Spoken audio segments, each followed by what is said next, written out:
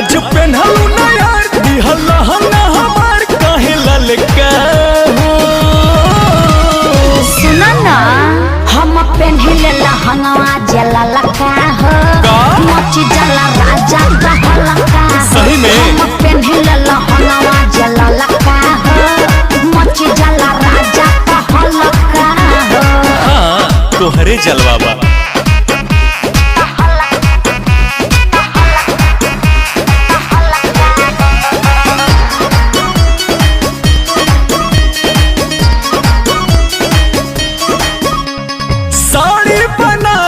सोना के सिकड़ी हाँ? निकला के जानू कमर तोहर ककड़ी।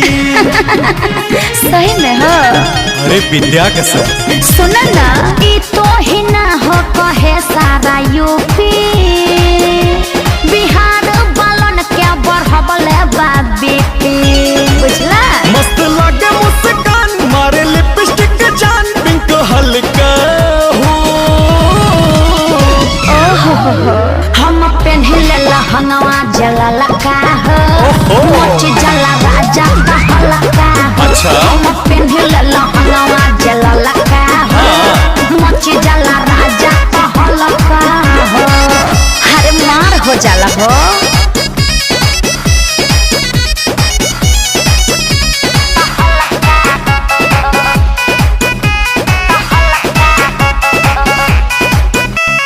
गजरारी नैना चलावे करबाई